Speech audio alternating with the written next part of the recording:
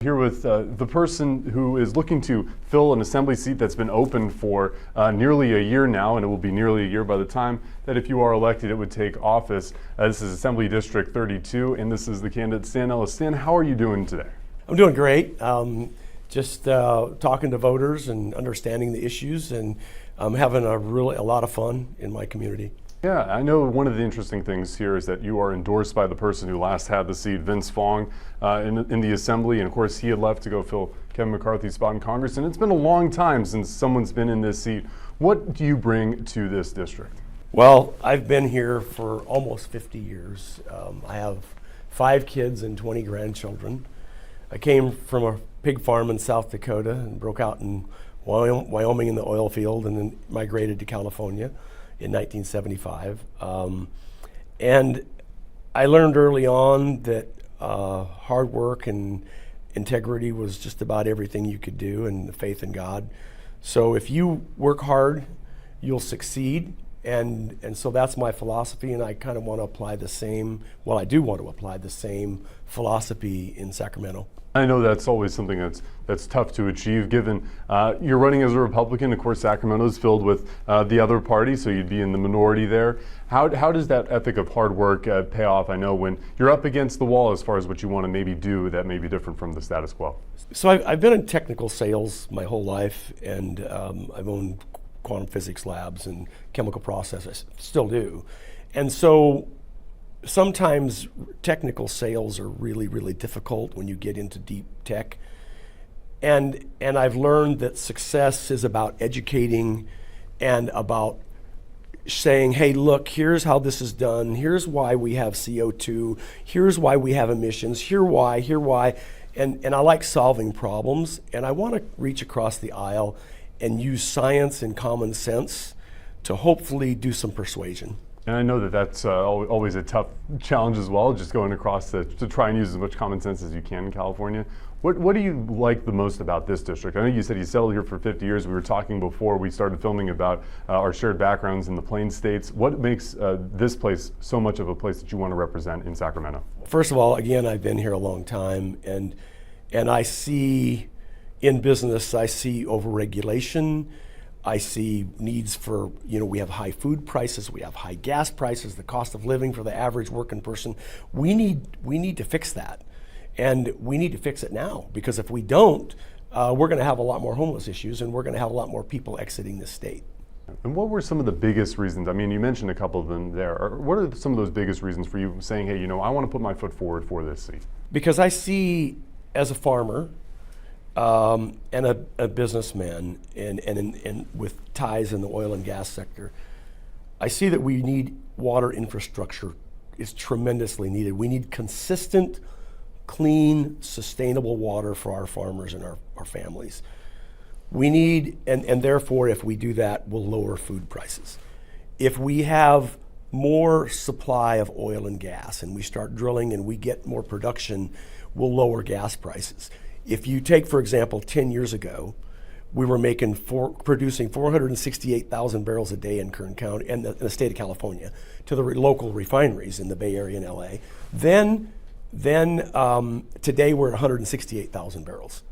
That's unacceptable when we have to start importing all of our crude to meet the sustainability of our gas needs, and it costs more. And road tax and all the taxes that are associated with gas.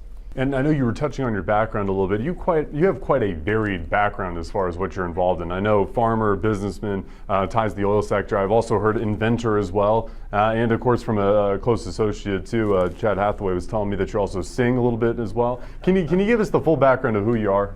Well, I go back again to when I first started my first company. I worked 7 days a week for 2 years and had 2 days off. And I realized that hard work always pays. So I was in the drilling business, oil and gas drilling business and production. Then I moved downstream in '86 when the price of oil went bad. I moved downstream to the refineries and ended up in chemical process, separating and making products out of waste oils. And then I ended up buying building a pistachio ranch. Then I ended up in quantum physics, developing encryption systems for the Department of Defense and Department of Energy.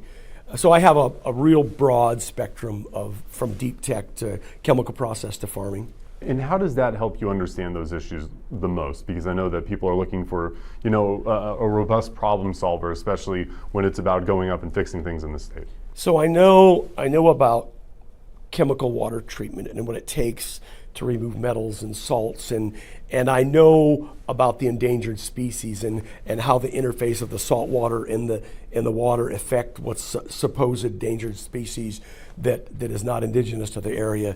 I know about air quality and regulations in air and how it can be cumbersome on my clients. I know how even in the deep tech sector we have regulations. So it gets so cumbersome, it's very tough to do business. And I know that that's something that people are concerned about the most. I know when speaking with Representative Valadeo, some of his biggest efforts are on reducing the endless permitting that goes into getting things done. Is that something that you like to see as well for California, less regulation, less permitting? Well, that's a great question. Absolutely, yes. We housing, for example, and these CEQA issues, and we have a large homeless issue due to lack of affordable housing. So we need to get the regulators out of the way, and we need to make things happen. It happens in the oil and gas sector with drilling. Let's go to work, folks. To me, it's just so inhibiting. It keeps us from making money and doing business. And how does, I know you have a broad business knowledge and you like to catch those flights as we were talking about as well to speak with clients and of course to go out and about. California is such a diverse state and you're going to be dealing with such diverse people as far as viewpoints across the state that all happen to meet up in Sacramento. What does that negotiation look like? How do you reason with people that may have opposing views in the State House? Again, I think it's just reaching across the aisle and educating the best I can and being amicable about it. I want to work hard, and I think the harder you work and the more you talk to them and the more you work with them and associate yourself, they have issues in other areas and other constituencies, and I want to understand those as well so I can communicate our issues. We need to interface. I know a lot of people go into, there are things that people see that are issues here, and people want to, kind of go with the hammer and the fist and kind of go pound their way into Sacramento. That's not the way it sounds like you would be doing business. I'm really frustrated with the Newsom Democrat regime. You take $128 billion that you spend on a rail that goes to nowhere when you could build water infrastructure, where you could stimulate and help the homeless, where we're spending money in the wrong directions, and that's what I want to influence. And I imagine that you'll have some support, of course, from local Central Valley members of Congress. It seems like, or members of the State House and State Assembly, the State Senate as well, because whenever I speak with Dr. Baines, who's would be your fellow Assembly woman, she's in this area as well in Kern County, and of course State Senator Melissa Hurtado, they tend to reach across the aisle and unite on things. Do you see kind of a Central Valley coalition across parties to help influence policy? The Central Valley elected officials, all of them have the same idea about Kern County. Jazz Meat reached out to me on a fentanyl issue because I'm a scientist, and we're looking at mitigating first responders when they get into a room that has fentanyl, and everybody carries Narcan with them, and so I talked to her, and that was a really great connection.